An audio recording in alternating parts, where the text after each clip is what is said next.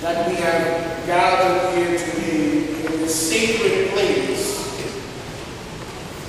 in this temple erected unto the greater glory of God and constructed to facilitate due worship and praise of His divine majesty. So let us begin by interiorly acknowledging that we have entered into the house of God. The psalmist cried out, I shall go rejoicing unto the house of the Lord.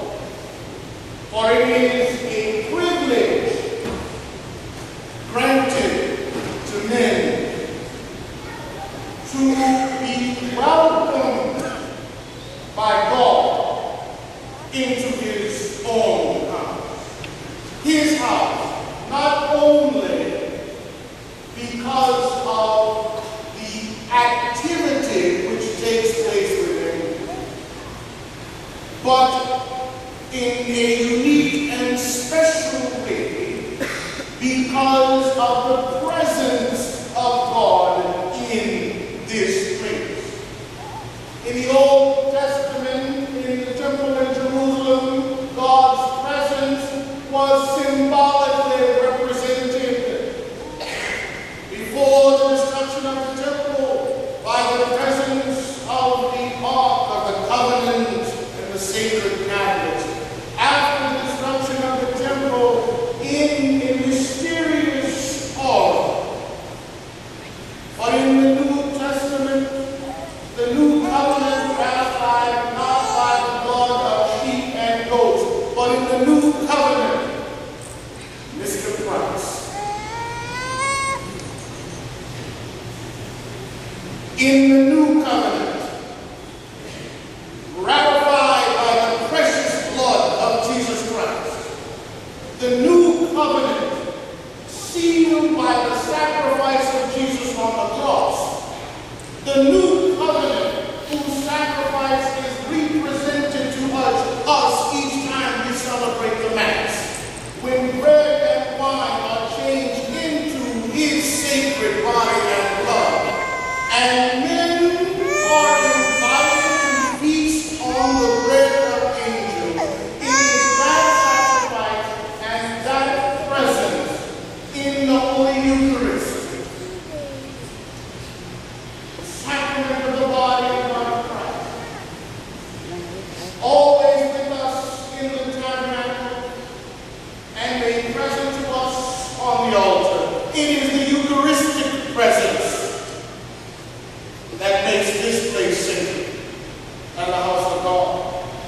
And so we, as humble suppliants, conscious of our unworthiness to gather around this altar and to offer this sacrifice with humility, we enter into this sacred place and we give thanks to God, who has made this possible for us. So why have we gathered? This is the celebration, the annual celebration of the Ring Mass. It's a wonderful occasion.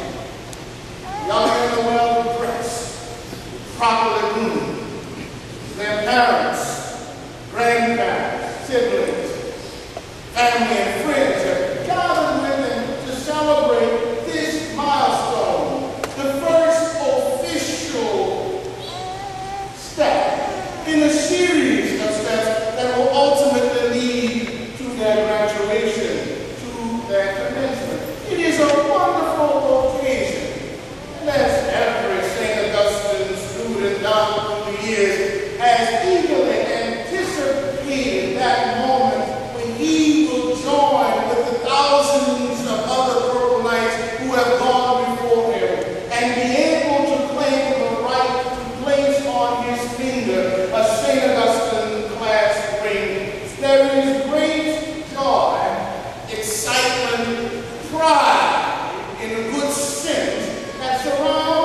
things that we do today.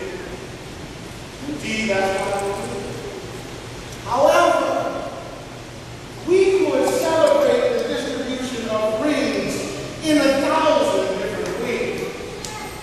We didn't necessarily have to come to church on a Sunday, the day of the Lord, and to integrate this ring ceremony with this other ceremony, which we have already done, the sacrifice of the Lamb.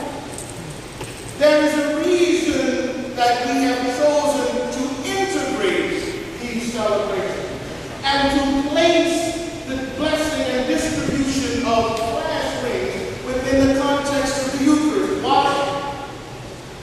Because the ring itself, as wonderful as it is, and as you parents know, as expensive as they are, I think my ring costs $100.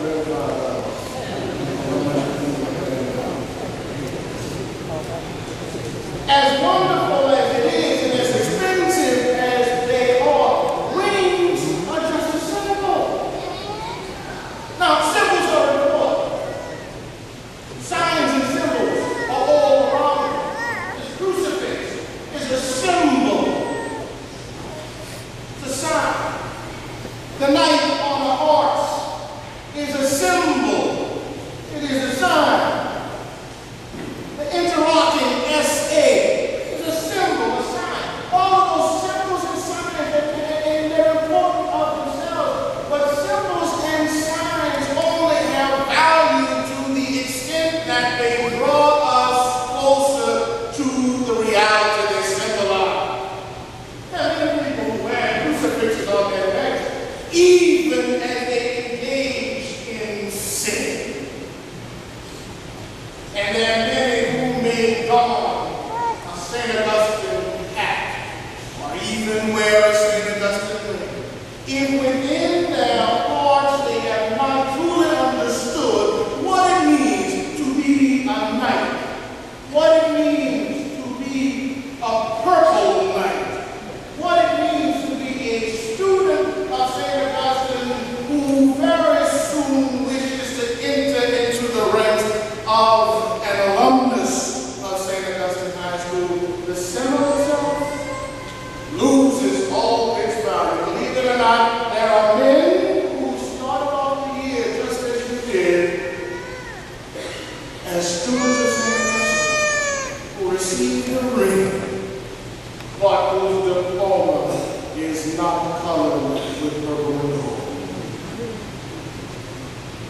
So what we come to do today is to go beyond just the excitement of the reception of the ring, and to reflect for a few moments on what the ring symbolizes.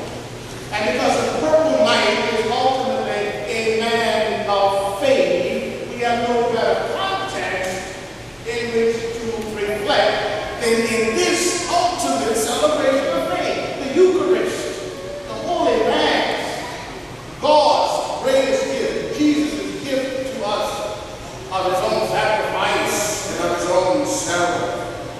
So today's readings give us some insight, just a little insight of what it means to be a man of faith. Therefore, of what it means to be a purple knight. The readings are very interesting today because the first part is twofold lesson. The first lesson is directed toward our attitude, how we look upon ourselves and how we look upon each other. And one of the things we find as human beings is it is